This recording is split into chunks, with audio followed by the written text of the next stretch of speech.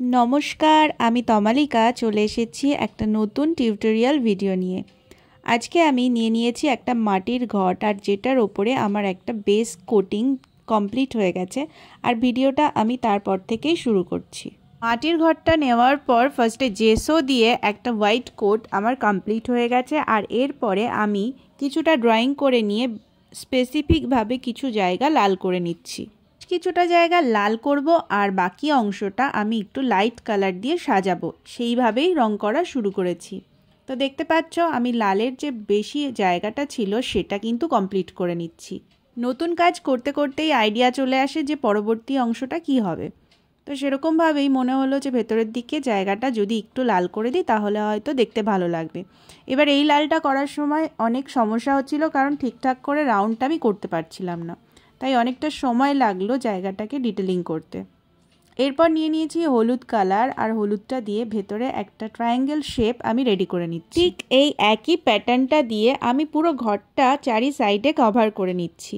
আর ওপরের দিকে দেখো একটা ট্রায়াঙ্গেল জায়গা আমি ফাঁকা রেখেছি, সেখানে অন্য কালার দিয়ে ভরাট করব।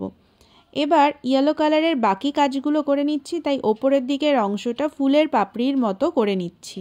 এই অবস্থাতেই কাজটা কত সুন্দর লাগছে দেখতে। আসলে আমি আজকে মাটির এই কলসিটা দিয়ে বানাবো হচ্ছে ফ্লাওয়ার ভাস, আর ফ্লাওয়ার ভাসের জন্য আমি দেখো কিভাবে কালার করছি। এবার নিয়েছি পিঙ্ক কালার, আর পিঙ্ক কালারটা দিয়ে আমি ওপরের দিকের অংশটাকে কিন্তু কভার করছি। তো দুদিকে রেডের যেহেতু ব্রাইট কালার দেওয়া হয়েছে, আমি চেষ্টা করেছি ভেতরের অংশটা একটু হালকা কালার দিয়ে করার। এটা আমার একটা কমিশন কাজ, তো আমাকে আমার মতো করেই বলা হয়েছিল যাতে ঘরটাকে আমি কালার করি এবং এটাকে সুন্দর একটা রূপদান করি। তো আমিও সেইভাবেই কাজটা করেছি। ইয়েলো, পিঙ্ক আর রেড দিয়ে আমি কিন্তু পুরো ঘরটাকে পেন্ট করে নিয়েছি।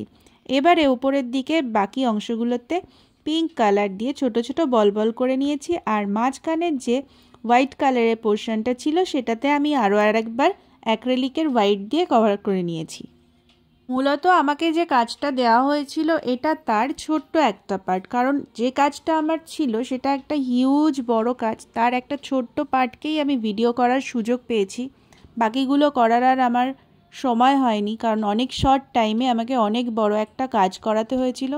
ওভারঅল কাজের লুকটা তো অবশ্যই আমি শেয়ার করব, তার সাথে আজকে যেটুকু শেয়ার করছি সেটা দেখো। তার পরবর্তীতে আমি কিভাবে ব্ল্যাক কালার দিয়ে এটার একটা ফিনিশিং টোন নিয়ে এসেছি। যেহেতু এখানে একটা লাল রঙের ডিপ শেড এবং মাঝখান দিয়ে হালকা কালার দেওয়া হয়েছে, তাই এটাকে আরেকটু হাইলাইট কালার করার জন্য আমি কিন্তু ব্ল্যাক কালারটাকে ইউজ করেছি। তো একদিকে ফুলের পাপড়ির মতো এঁকে নিয়েছি, আর একদিকে ডট ডট লাঠি দিয়ে করে নিয়েছি। দুদিকেই দেখতে কত সুন্দর লাগছে দেখো। কাজটা যখনই একটার পর একটা স্টেপ এগিয়ে যাচ্ছি তখনই মনে হচ্ছে যে এখানে আরও একটু অন্য কালার বা অন্য রকম যদি কিছু করি তাহলে হয়তো দেখতে আরও ভালো লাগবে। তো সেরকমভাবেই লাল রঙের দেখো ওপর দিকে একটা বর্ডার দিয়ে নিয়েছি, আর এরপরে আমি নিয়েছি রাউন্ড মিরর, আর রাউন্ড মিরর দিয়ে ফুলের পাপড়িগুলোর মাঝখানে বসিয়ে দিচ্ছি। এতক্ষণ কাজটা যেমনই লাগছিল, আমার মনে হয় মিররগুলো লাগানোর পর কাজটা আরও অনেক বেশি সুন্দর লাগছে। আর নিচের দিকে যে হালকা কালারটা আমি ফাঁকা রেখেছিলাম সেখানেও আমি কিন্তু বেশ কিছু রাউন্ড মিরর বসিয়ে দিয়েছি। তো আমি ভেবেছিলাম যে এইটুকু বসিয়েই কাজটা কমপ্লিট করে দেব, আর এইভাবেই কিন্তু আমি কাজটা শেষ করেছিলাম। আর বানিয়ে নিয়েছিলাম কিছু কাগজের ফুল, সেগুলোকে রেখেই সুন্দরভাবে এটাকে ডেকোরেট করেছি। তো সেটাই তোমরা একটু দেখে নাও। প্রথমে মোটামুটি এই পর্যায়ে আমি কাজটাকে শেষ করে নিয়েছিলাম, ভেবেছিলাম আর কিছুই করব না। তো এখানেই আমি অনেকগুলো ভিডিও করেছিলাম, তো সেগুলোই তোমাদের সাথে শেয়ার করছি। দেখো কত সুন্দর লাগছে দেখতে এই পর্যায় পর্যন্ত।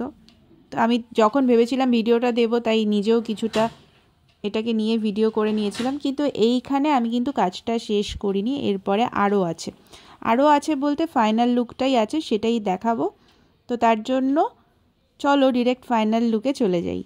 পুরো কাজটা ছিল ওয়েস্ট মেটেরিয়াল দিয়ে কিছু বানানো, আর এই দেখো সম্পূর্ণ কাজটা আমি এইভাবে কমপ্লিট করেছি। পুরো কাজটা কেমন লাগলো অবশ্যই আমাকে কমেন্ট করে জানিও, আর ভালো লাগলে অবশ্যই আমার চ্যানেলটাকে লাইক কমেন্ট শেয়ার করে দিও। দেখা হচ্ছে নতুন ভিডিওতে, এখনকার জন্য টাটা।